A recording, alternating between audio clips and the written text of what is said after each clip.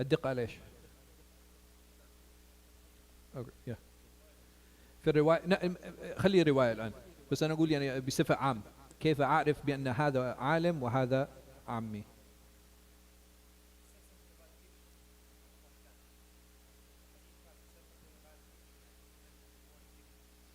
And how he pronounces things? His word choice? Possibly. This is related to رواية بالمعنى. تفضل. His actions, right? His actions are very telling. If this person, if I see him praying, if I see him fasting, he's breaking fast with other Muslims, what does this tell me? It tells me he's Muslim, right? Which is very important. Which is very important. There's certain things that he does, right? How he deals with people, that gives me a good idea. Also the things he talks about. No, تفضل يا سيد. Credentials. Okay. So who he learned from? I agree. Who he learned from, what institution he went to. All of these things are very important ways for me to give this person credence. Is this person qualified or not? Qualifications. Also, when a person speaks, what are some things I should look for?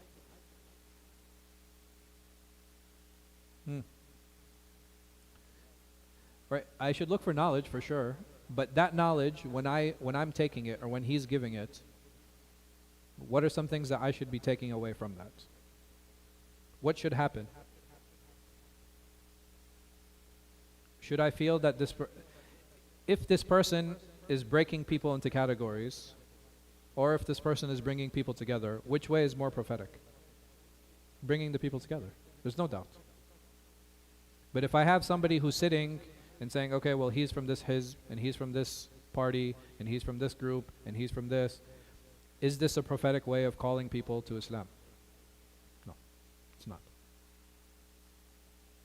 So we have some criteria here. Now, is there like a checklist that we can go through to determine if this person is a person of knowledge? Or is it just all of these things together? Right, it's all of these things together. It's very abstract, right? There's no grading list. Okay, this person is, I give him a 76, therefore هذا من أهل العلم, right? Like he's from a person of knowledge. But some of these abstract ideas, they come into play when we deal with the rawat. Because even with them, they say that the person we take from is when his correct is more than his mistakes. So do they sit there and count the mistakes? Do they sit there and count? No, you can't. This is not something that is really tangible or something that's really possible. This is just a general scale that is given to help bring an understanding of who this person was and how to take from him. تفضل.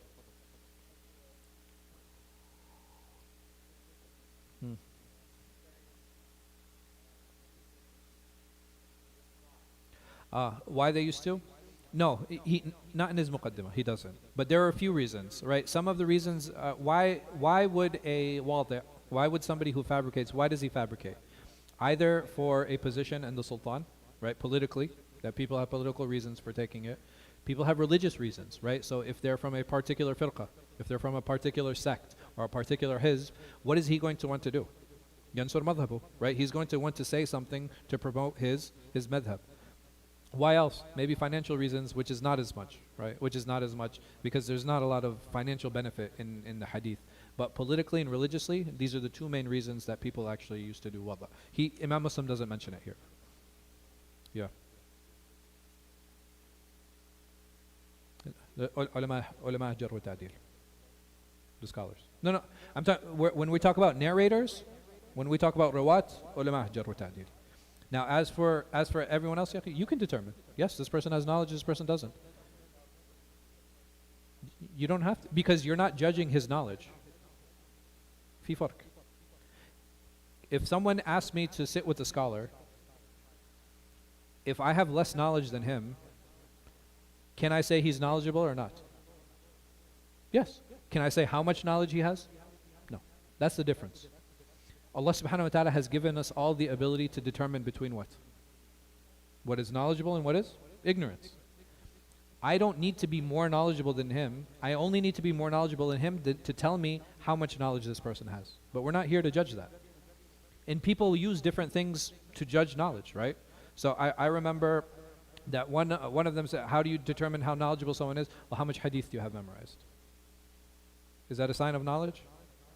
No, it's a sign of hifz, wa hiba, that Allah subhanahu wa ta'ala has given this person. But it's not a sign of knowledge. It's a sign of his interest. Because sometimes people have weak memory, but they spend time to memorize. So either it can be a sign of his hifz, or it can be a sign of his himma, right? The effort that he's exerted and that he's put forward. But knowledge is an abstract thing. It's not something that is, it's not a measurable thing that this person, even if I have somebody less knowledgeable than me. For example, a father and his son is 8 years old. 8-year-old has less knowledge than his father, correct? Can you tell me how much knowledge he has? Can I say he has about 17 or 24 knowledge? No, it's abstract, right? It's not something that you can actually sit and measure with, like, we can't take his brain and be like, okay, it's about 7 ounces of knowledge in his head. So some of these abstract things, so this idea of how much, we only know how much, and even Imam Muslim, how does he help us gauge knowledge and knowledgeable people? What does he do? He compares. He compares. He says that this person is not as knowledgeable as that person. He says that no one is like this person in knowledge. Why? Because it's abstract. You don't have numbers that you can put next to these people. So this comparison, it helps give us an idea on how we actually grade people and how we deal with scholars and how we deal with narrators. No.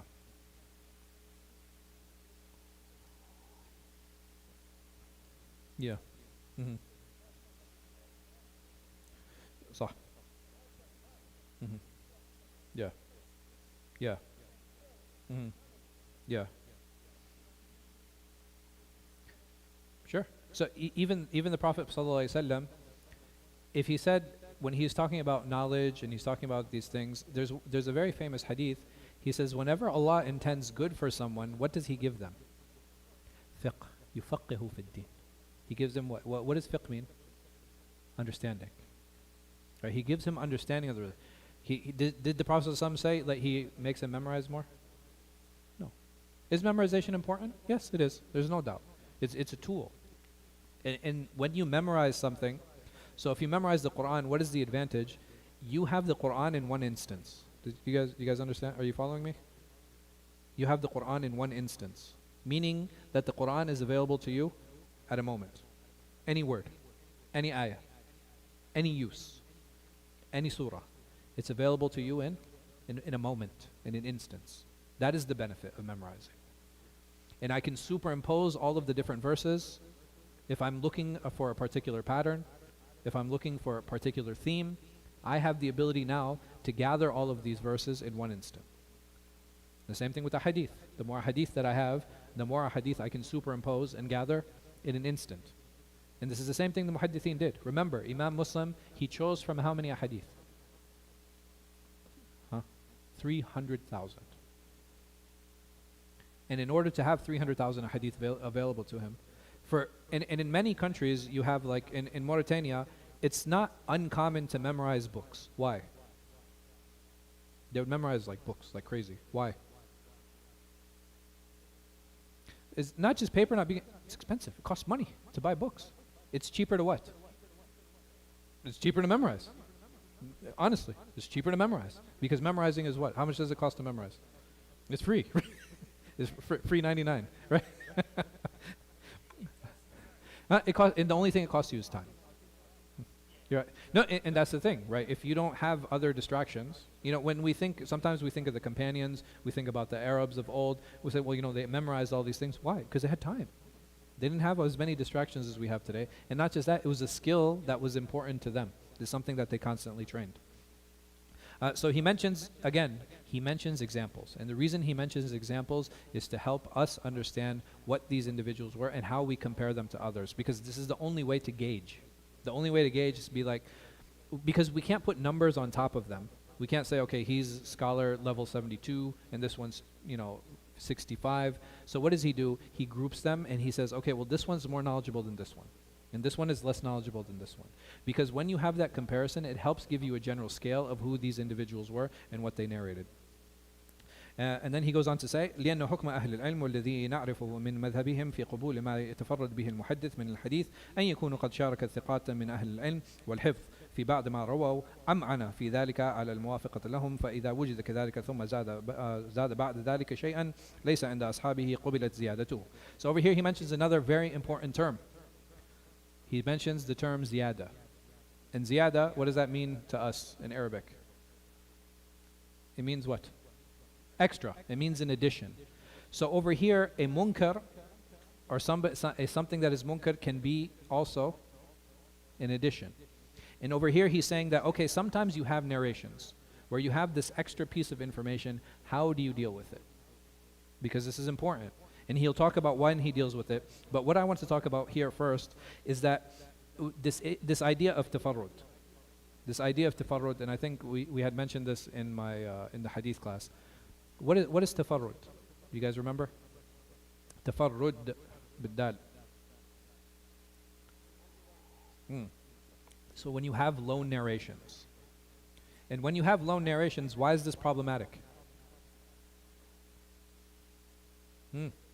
There's nothing to compare it to. And comparison has a big role in hadith culture and the hadith scholars. When I have nothing to compare it to, how can I make a hukum? And it becomes that much more challenging. And over here, sometimes this tafarrud can be ziyada, right? It can be an additional piece of information. And he says that the way that this is done is by comparing it to the thiqat. So he says, what we know from the people of knowledge is that in the madhab of Ahl al-Hadith, that the reason that we accept these individual narrations is because we're able to compare them to other narrations that have been narrated by thiqat. But he said the problem is that when these individuals narrate and have these lone narrations, it becomes very difficult to find this muwafaqa. It becomes very difficult to find this correlation in order to help us judge those particular narrations. فإذا وجد كذلك ثم زاد بعد ذلك شيئا ليس عند أصحابه قبلت زيادته. So over here he says that, okay, even if you find a number of narrations and they run in parallel and they're all narrating the same thing, he said the problem comes when you have this extra information. How do I deal with this extra information? And why is that a potential problem or a potential issue? So for example, and Imam Muslim actually mentions this, the Prophet ﷺ, he fasted on Monday. The Prophet ﷺ fasted on Monday. The Prophet ﷺ fasted on Monday. The Prophet ﷺ fasted on Monday. The Prophet ﷺ fasted on Monday and Thursday. How do we deal with that? How do we deal with Thursday? Right, forget the emphasis. Monday we can agree upon that it is sunnah. It's something that's narrated. But now I have this additional hadith that talks about Thursday. I just have one. This is هذا هو انفراد. MashaAllah. And we got some scholars of hadith blooming amongst our ranks. So we have this one narration. How do I deal with it? Do I accept it? Do I reject it? It depends. It depends.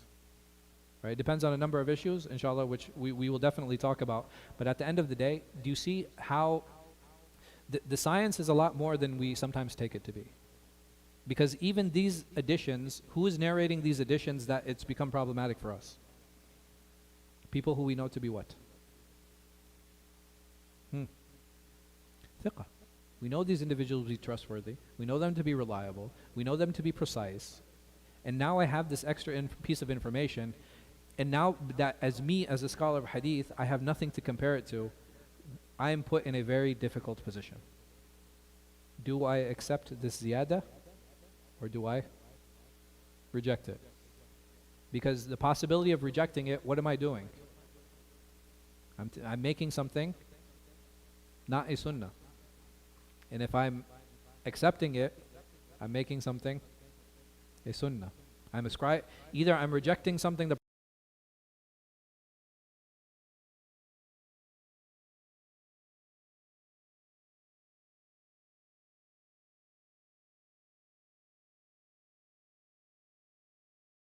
these issues. فأما من تراه يعمد لمثل الزهري في جلالته وكثرة أصحابه الحفاظ متقنين لحديثه وحديث غيره أو لمثل هشام بن عروة وحديثهما عند أهل العلم مبسوط مشترك قد نقل أصحابهما عنهما حديثهما على الاتفاق منهم في أكثره فيروي عنهما أو عن أحدهما العدد من الحديث مما لا يعرفه أحد من أصحابهما وليس ممن قد شاركهم في الصحيح مما عندهم فغير جائز قبول حديث هذا الضرب من الناس والله أعلم. So he says over here, if I give the example of Imam Zuhri, well known, معروف, muhaddith, scholar, big, itqan, sahib itqan. This individual, or you have Hisham ibn Urwa, also Imam, scholar, muhaddith, narrator. These type of individuals, when they're narrating their hadith, it becomes very easy to analyze their hadith. Why? Because they have so many. They have so many students and they have so many parallel narrations. And this is why you find that there is no agreement on many, even imams, many times you won't have an agreement. You know why? Because they have so many narrations. And those individuals who are more harsh in their critique, they will focus on these few mistakes and they'll say, look at the mistakes that were done here. But when you have individuals even of this level, Imam Muslim is saying it's easy to analyze their hadith. It's easy to look at them. It's easy to figure out where these individuals stand because you have so many hadith to analyze. There's so many things for you to look at. He said to the point that if you have someone who isn't known from their students and who's narrating opposite to what they narrate, what should I do? If I have 5 of his students saying yes and I have 1 student saying no, and the no is coming from a student I don't really know, what should I do? I reject it. Right? I reject it. Why? Because it's coming from somebody who is not known.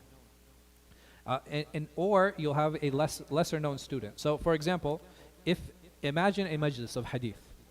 So imagine a majlis of hadith. You have the sheikh who's sitting, he's narrating a hadith. Is it possible that all of the people who are sitting are thiqah, are trustworthy and reliable? No. It's not possible. Maybe even the sheikh himself, right? So it's not possible that everybody be trustworthy and reliable who's there. But is it possible that they're all narrating the same thing? Yes. Saying that, his best students, are they going to be known from the crowd? Absolutely. And why are they his best students? Probably because they spent the most time with him. Probably because he's the one that praised them and he actually had him do projects for him on his behalf, gather certain things for him. And when you have these close group of students, group of students, everybody else, they also see them. And they say, oh no, these are the people who, they spent a lot of time with him. But Khalid, he came once or twice, so you can't really trust his narrations because he's not from that inner circle. He's not from his well-known group of students. And if he narrates something, then you're going to have doubt with it, especially if he goes against the major students of, even with these hadith that look sound, that look correct, that look upright, he will still mention what? Some of the mistakes that are present. And this is something that is relatively unique to Imam Muslim's Sahih. That if he sees an illah, if he sees a defect in the hadith, what is he going to do? He's going to mention it. He's going to mention it. And this is something that's important for us to take note of. وَبَعْدْ. Now, this was the big part of the introduction. Now he's going on and he's saying, and to proceed, يرحمك الله فلولا الذي رأينا من سوء الصنيع كثير ممن نصب نفسه محدثا فيما يلزمه من طرح الحديث الضعيفة ورواية المنكرة وتركهم الاقتصار على الحديث الصحيحة المشهورة مما نقله الثقات معروفون بالصدق والأمانة بعد معرفتهم وإقرارهم بألسنتهم أن كثيرا مما يقذفون به إلى الأغبياء من الناس هو مستنكر ومنقول عن قوم غير مرضيين ممن ذم الرواية عنهم أئمة أهل الحديث مثل مالك بن أنس وشعبة بن الحجاج وسفيان بن عيينة ويحيى بن سعيد القطان وعبد الرحمن بن مهدي وغيرهم من الأئمة لما سهل علينا الانتصاب لما سألت من التمييز والتحصيل. So over here, now he's mentioning the second reason. The first reason, he was requested. The second, he sees all these people putting these books together, and what's going on in those books? What are they gathering? They're gathering weak hadith. And he's like, what is this? What's going on? You people who are doing this, you're not supposed to be doing this. You are not specialists in this field. You should not be talking about these things. You should not be writing books in these things. So as a response to that, Imam Muslim, he says, I'm going to put this book together. And I'm only going to bring forward those narrations that are actually sahih. And he says that, and this is easy for me. Why is it easy for me? Because you have great scholars of hadith. You have great scholars of hadith like, who does he mention specifically? Malik ibn Anas and Abdurrahman ibn Mahdi. Right? These are two giants in the hadith literature who have contributed to this science. And he said they've made it easy to do this. All I have to do is look to them. I look to them and it helps me differentiate between those hadith that are accepted and those hadith that are rejected, and I can take from them, and it has allowed me to compile this book. He says, ولكن من أجل ما علمناك من نشر القوم الأخبار المنكرة بالأسانيد الضعاف المجهولة وقذفهم بها إلى العوام الذين لا يعرفون عيوبها خف عليه قلوبنا إجابتك إلى ما سألت. So he says that because of what I saw around me, it's become that much easier for me to actually fulfill what it is that you're requesting from me. Because I see that these individuals are narrating weak hadith, because I see these individuals are narrating munkar hadith, it becomes that much easier for me to write this book on Sahih because of what you have asked from me. And another thing that he mentions here, he says, بِالَسَانِيدَ الضِّعَافِ الْمَجْهُولَةِ. So we just did majhul in our last hadith class. What is majhul? Unknown. What is unknown? That's not the source. It's an unverifiable narrator. So this individual is like, so for example, so no, this information, we don't know anything about him. Yeah.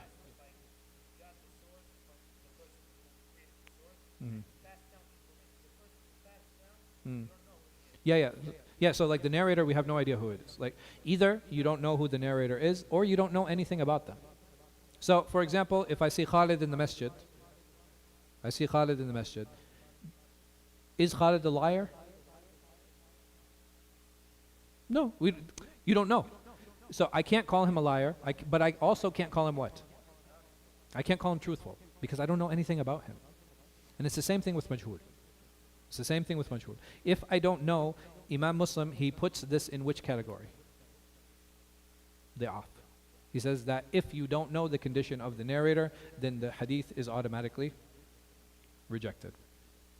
So over here, this is the first time we actually come across the tabweeb. Now, tabweeb are the chapter headings, and the chapter headings are not from Imam Muslim. Imam Muslim only has kutub. So he'll have, for example, the first book is Kitab al-Iman. That is the first book he has. But all of the chapter headings that we find, they're from two sources. The first major source is Imam Nawawi. Imam Nawawi is the first major source taken from his Minhaj. The second major source is Qadi Iyad in his, he has an explanation, we just talked about it, and it totally slipped my mind. Al-Mufhim, right, when he has an explanation of Sahih Muslim. It's an ikhtisar that he took, but he explains it. He has some chapter headings, and the rest of the chapter headings are taken from him. So over here, I'm going to read the section, and then I want you guys to tell me if you agree with Imam Muslim's chapter heading or not, and we'll do this with the rest of the book, inshallah. واعلم وفقك الله تعالى أن الواجب على كل أحد عرف التمييز بين الصحيح الروايات وسقيمها وثقات الناقلين لها من المتهمين أن لا يروي منها إلا ما عرف صحة مخارجه والستارة في ناقليه أن يتقي منها ما كان منها عن أهل التهم والمعاندين من أهل البدع. So there are a few things here that I want to talk about. The first one, he says, no, may Allah subhanahu wa ta'ala have mercy, may Allah subhanahu wa ta'ala bless you. أن الواجب على كل أحد, that every individual needs to know the difference between sahih, acceptable narrations, وضعيفها وسقيمها, and those that are rejected. وثقات الناقلين لها من المتهمين, and know those narrators that are ثقة, that are reliable, and know those narrators that are accused of lying. أن لا يروي منها إلا ما عرف صحة مخارجه, and that they should not narrate except what is what? صحيح. والستارة في ناقله وأن يتقي منها ما كان منها عن أهل التهم والمعاندين من أهل البدع, and that these narrations need to be avoided. They need to be stayed away from. And there are two groups of people where he specifically mentions that these are avoided. He says, min أهل التهم والمعاندين من أهل البدع. He said that those individuals that have been accused and the mu'anidin, those stubborn individuals from أهل البدع. Why did he not say أهل البدع على الإطلاق? Why did he not say the people of innovation in general? He himself narrates from Ahl Bid'ah, right? There are some innovators that he himself narrates from, and some of them are Qadri, some of them Jahmi, some of them Shi'i, some of them Ibadi. So when he says Mu'anidin, when he says those stubborn individuals, he's comparing what other category did he combine a tuham with previously? He said those individuals who were accused and the liars. So when he says here wal mu'anidin min ahl bid'ah, who can we associate them with? The wadda'i. That those individuals who are fabricating, and how do we know that they're mu'anid? How do we know that they're stubborn? How do we know that they prefer their madhab over these narrations? Because they're willing to what? They're willing to lie and they're willing to fabricate.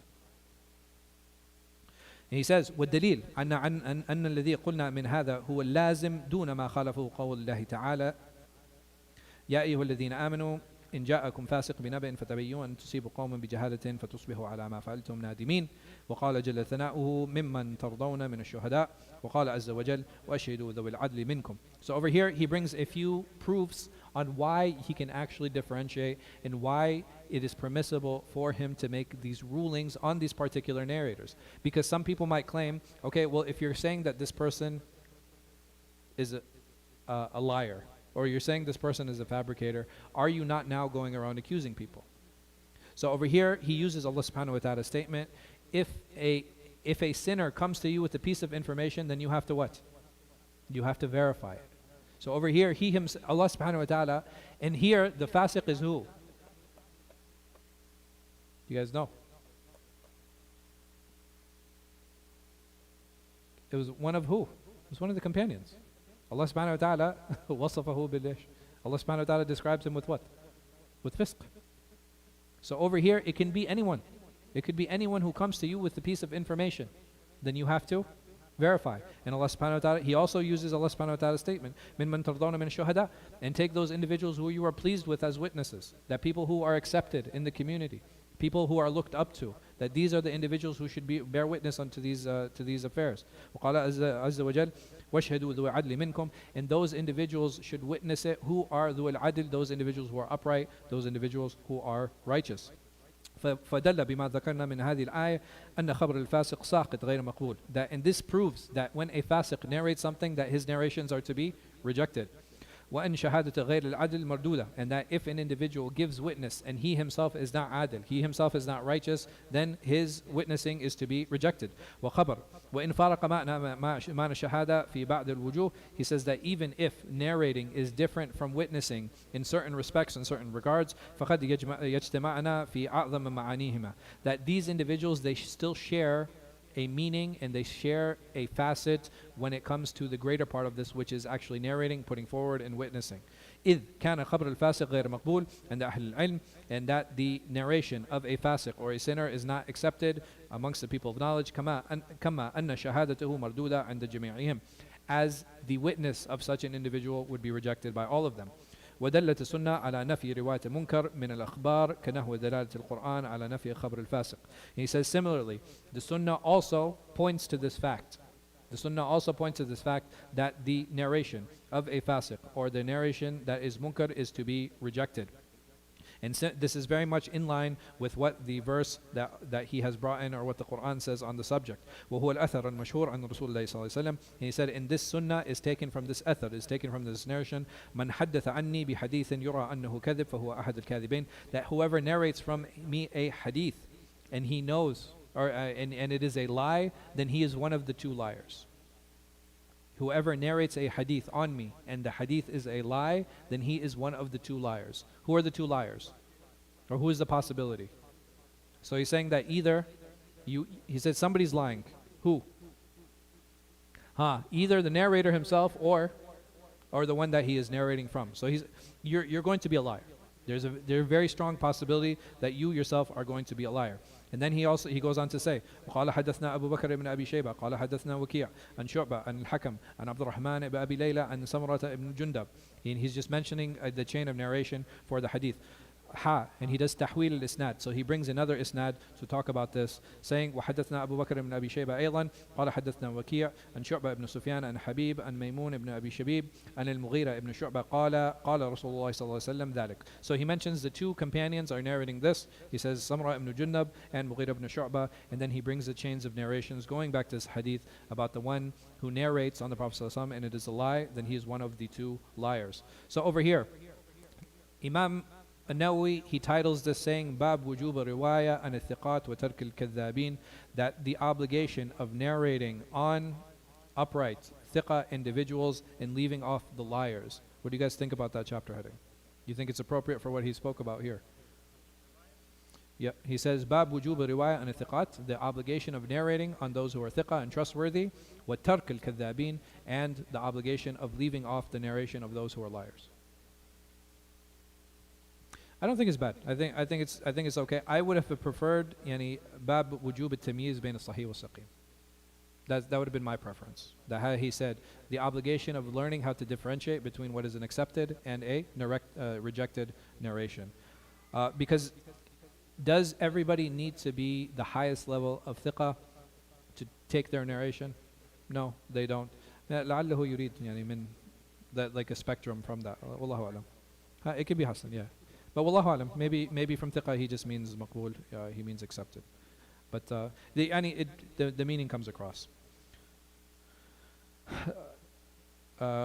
وحدثنا أبو بكر بن أبي شيبة قال حدثنا غندر عن شعبة تحويل الإسناد وحدثنا محمد بن المثنى وابن بشار قال حدثنا محمد بن جعفر قال حدثنا شعبة عن منصور عن ربيع بن حراش أنه سمع عليا رضي الله عنه يخطب قال رسول الله صلى الله عليه وسلم لا يكذب علي فإنه من يكذب عليه يلج النار, that do not lie upon me, so whoever lies upon me then he will burn in the fire. And this is a narration from Ali. What's interesting, and this is a faida hadithiyya for those of you who are interested, in the first narration he mentions Gundar narrating on Shu'bah and he says an.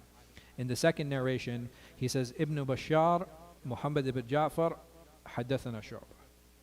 So in the first narration there's no tasrih bis sama', and he does an'ana. He's in Gundar he was known to be mudallis, so you have Gundar and Shu'bah, and in the second narration you have Ibn Bashar. Ibn Bashar is Muhammad ibn Bashar Gundar, so this is the same person. So he mentions here that one is with a wasla, one is with a individual who is between him and Muhammad ibn Muthanna. Between him and Shu'bah. And the second one he mentions that he narrates from Shu'bah directly.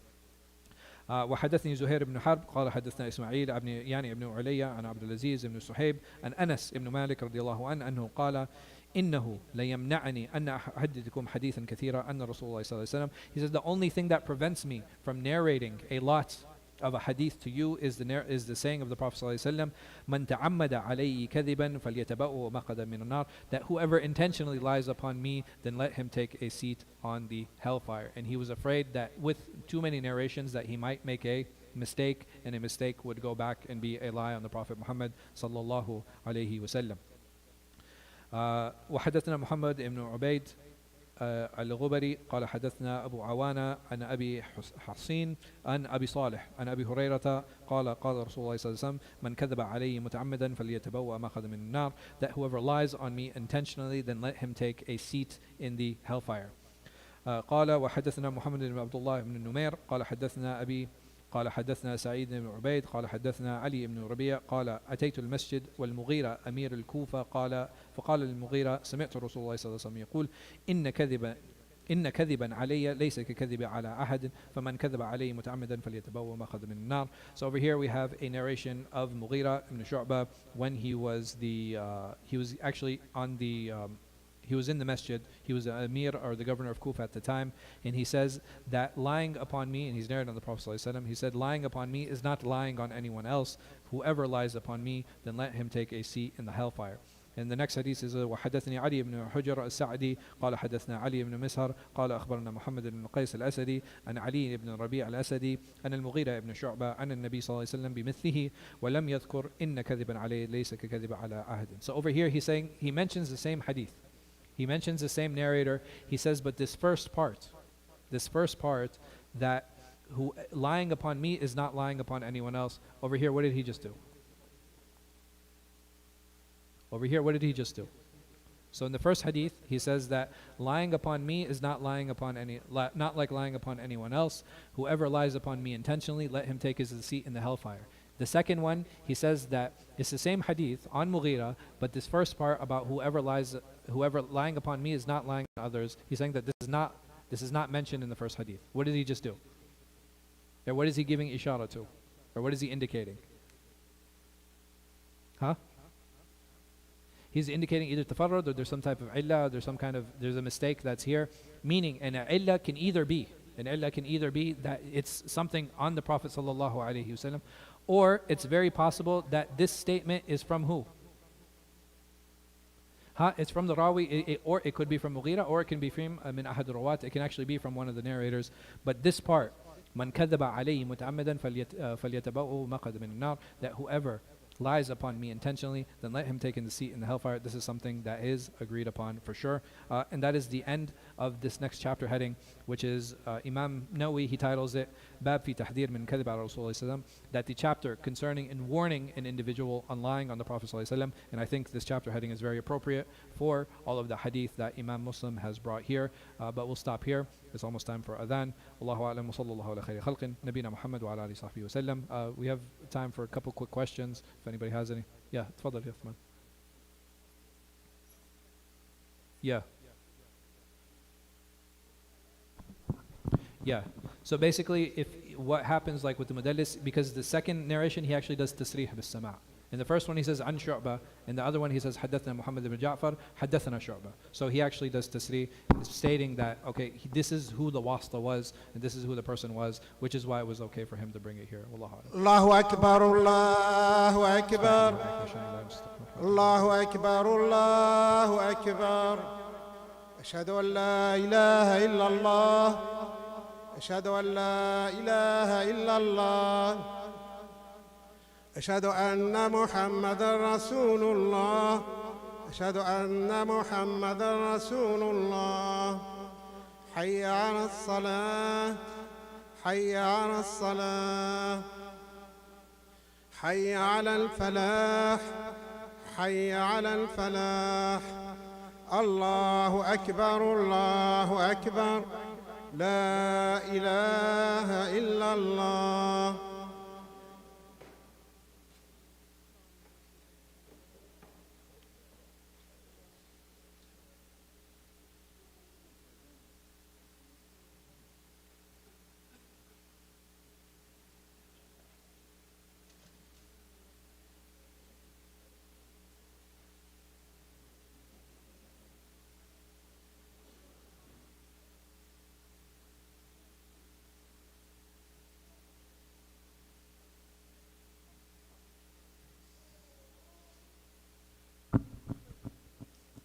الله أكبر، الله أكبر، أشهد أن لا إله إلا الله، أشهد أن محمد رسول الله.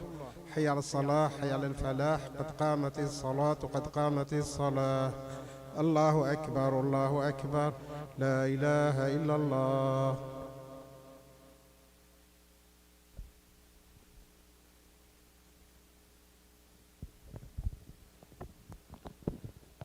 استووا استقيموا واعتدلوا.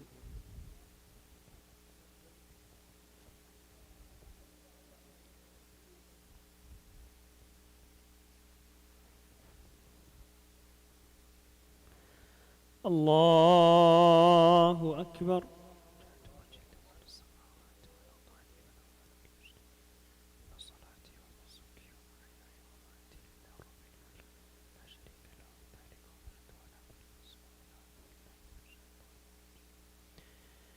بسم الله الرحمن الرحيم. الحمد